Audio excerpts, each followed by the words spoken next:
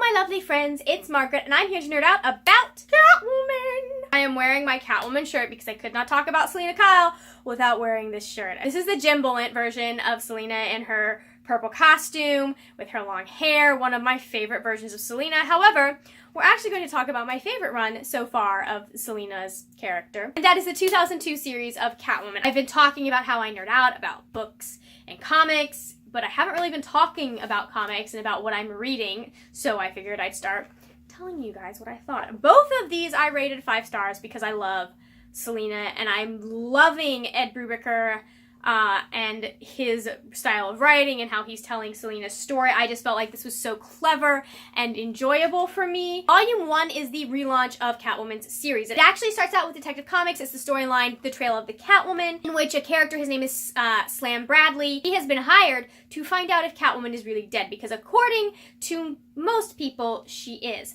Now, I haven't done any research. I don't know what happened before this with Selina's character, so I don't know if she was dead in the comics and then they've decided to bring her back. If anyone wants to tell me, that my comments. I'm going to tackle this one because there's about 9 volumes of this one, and I know it was my favorite run because it has some of my favorite storylines. I'm going to try and see if I can't find some of her second run, which is the one before this one. This is the 3rd run, but the 2nd run, to see if I like that. I'm not going to talk about New 52 right now because I don't like what they did. Anyways, Slam Bradley is hired to find out if Catwoman is really dead. He kind of starts to suspect that Catwoman and Selina Kyle are the same person. That's what this is. You get introduced to Selina again, Slam.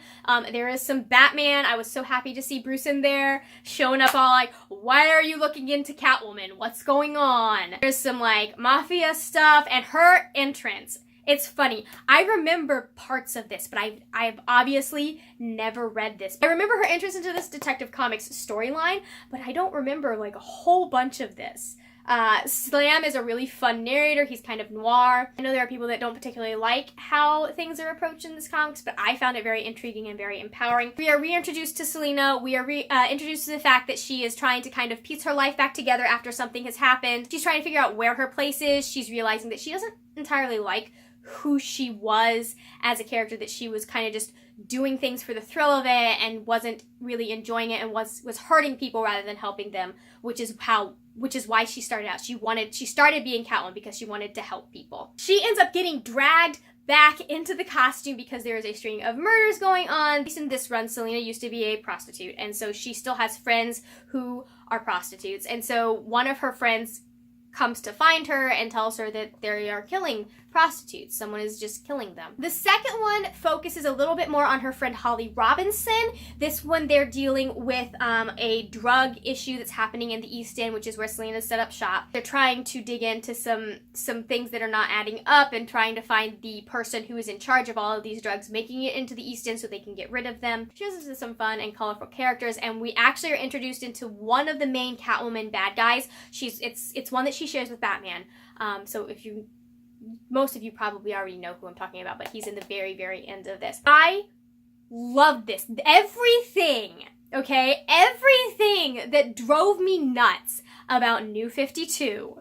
I've only read the first 3 volumes. I will get to the rest of them eventually, but like everything that drove me nuts about New 52 was like the complete opposite in this one. She is already capable. She knows what she's doing. She's a little rusty because she's taken a few months off, but she's not like making stupid mistakes like she did in volume 1 of New 52. Well, actually a couple of volumes of New 52. They have a Bruce in here, and it really shows how good and caring their relationship can be, and the reason that they keep coming back to each other is because they feed something that the other needs. They're always willing to help each other. I mean, obviously he's not going to help her rob a bank or anything, but like she comes to him for help, and he's like, here, I will help you. Their first meeting in this made me so happy. And I love how when she's like, okay, this is too weird to handle, I'm just gonna give it to Batman. It's like, here, you can have it. She doesn't know, I don't think at this point in the comics, that Bruce is Batman. These 2 volumes, and I believe the 3rd one that I have back there, are pre-Hush. Hush, my favorite. They're pre-Hush, so that means that he hasn't revealed his identity. They're, depending on what continuity you're in, she knows and she doesn't know. Like, the current continuity she's known for a while. And we're still figuring that one out. One thing I wanted to it was really interesting. I love Darwin Cook's kind of style and his art. Like, there are so many artists that I love and I could name off, but I really appreciate his because I love how he plays with light and shadow. I really love how simple everything is. It's not that having complicated and really realistic art is a thing, but this is so just very stylized, but in a good, like, in the best possible way. That he and Mike Allred are the main artists in this particular one. Go through a whole bunch of different artists in this one. And the only one that really seemed different from the style that was in the first volume is, let me see if I can find, the story is The Many Lives of Selina Kyle, which is basically just kind of going through her backstory. It's Holly and then like a crook that ran her wrong, narrating what's going on. And this one, the style was noticeably different from Cook's, but I felt like this still kept up that really nice, clean, dark noir style. I noticed that also in Nightfall, that even though you were switching artists, there was still some consistency in the way the art looked, and I kind of miss that. I mean, I love some of the artists that we've had on the new Batman, but there is something nice about having like variations on the same theme, I guess. I miss when everything I read was Jim Lee. I love Jim Lee. He does such a good job of drawing things. It's also funny because this is the one that I had issues with some of the way Selina was drawn on occasion. Like, I never had an issue with the way she was drawn in this one, because a lot, I mean, and obviously I wasn't looking hard, but a lot of this was like they're very action-y poses. They weren't like overly sexualized like they were in the Ann Nocenti run that is New 52. I love the way that they pulled in the push and pull between Bruce and Selina. That was such a good, like, I love it. My favorite, like, Bruce storylines have almost always been in, like, in other titles. In Robin, in Nightwing, in Outsiders.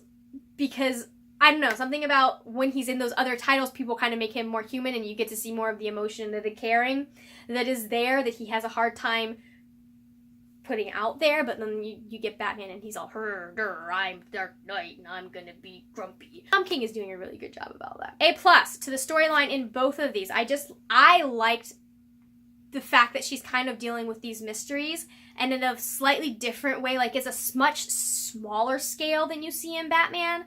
Like, Batman has all these huge villains, and for Selina, a lot of the villains, like the villains are a lot smaller and closer because it's obviously contained in the East End. That's not saying you don't see some of the big bads, but I really did appreciate that, like, there are different levels and she's not having to deal with the Joker every other Tuesday. Anyways, 5 stars, A+.